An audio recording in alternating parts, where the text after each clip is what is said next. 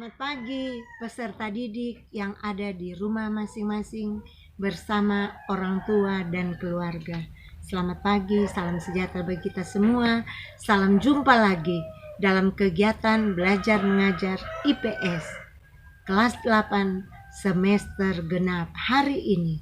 Sebelum kita memulaikan kegiatan belajar mengajar, mari berdoa menurut agama dan kepercayaan masing-masing. Berdoa mulai.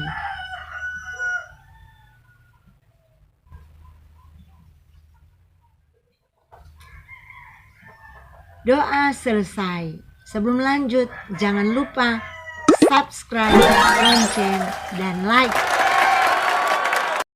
Materi kita hari ini bab 3 tentang keunggulan dan keterbatasan antar ruang dan pengaruhnya terhadap kegiatan ekonomi, sosial, budaya di Indonesia dan ASEAN.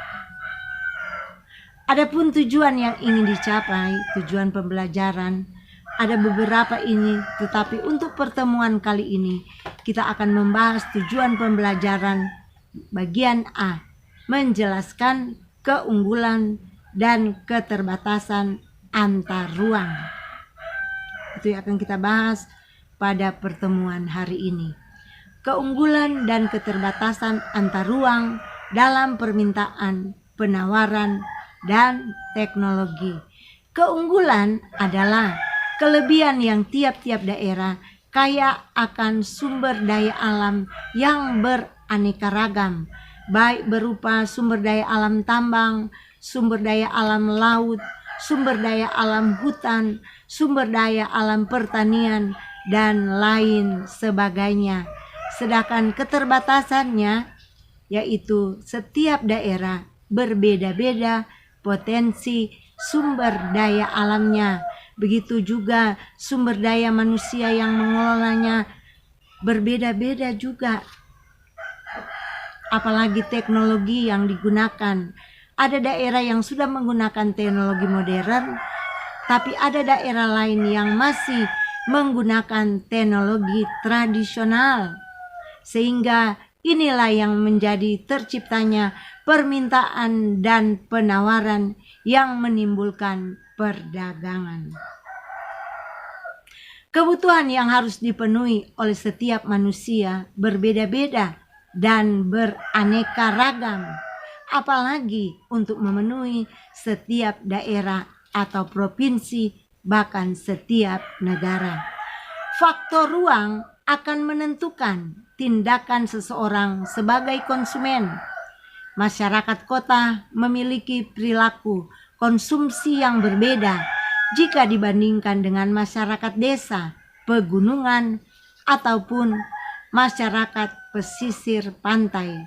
Demikian pula tindakan atau perilakunya dalam mengalokasikan sumber daya alam yang ada. Barang dan jasa yang dibutuhkan manusia sebagian besar dihasilkan oleh manusia dan hanya sebagian kecil yang disediakan langsung oleh alam. Oleh karena itu, manusia harus melakukan kegiatan untuk menghasilkan barang dan jasa yang biasa disebut dengan istilah produksi. Salah satu yang menjadi alasan adanya interaksi antar ruang adalah perbedaan potensi dan sumber daya alam yang dimiliki Indonesia. Merupakan salah satu negara yang kaya akan sumber daya alam. Sumber daya alam yang tersebar di Indonesia memiliki manfaat yang besar bagi kehidupan manusia. Kita lihat sumber daya alam dan persebarannya di Indonesia, di tiap daerah, di tiap provinsi berbeda-beda, beraneka ragam sumber daya alam yang ada. Kita lihat Indonesia kaya akan sumber daya alam.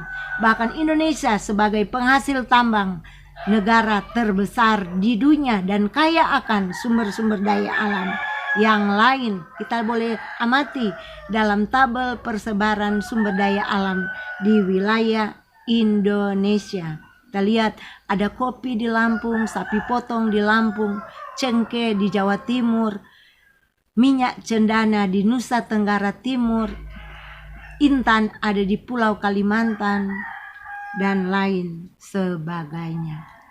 Persebaran sumber daya alam antara satu daerah dengan daerah lain berbeda-beda. Suatu daerah dapat dikenal sebagai penghasil barang tambang, akan tetapi daerah lain juga dapat dikenal sebagai penghasil hasil hutan atau pertanian.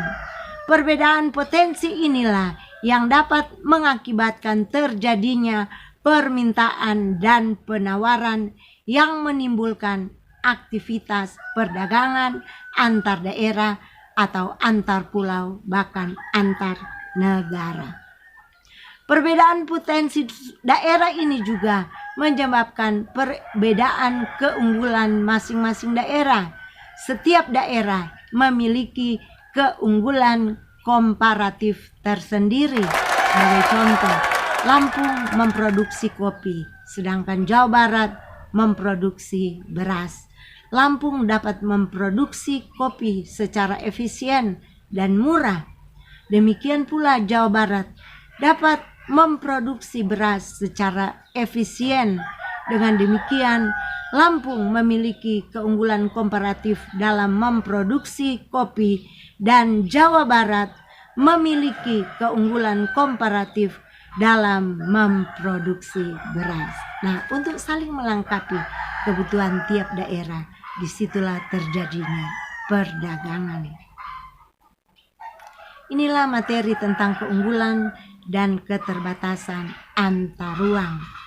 Untuk akhirnya, adik-adik jawablah soal-soal yang tertera pada layar yang ada.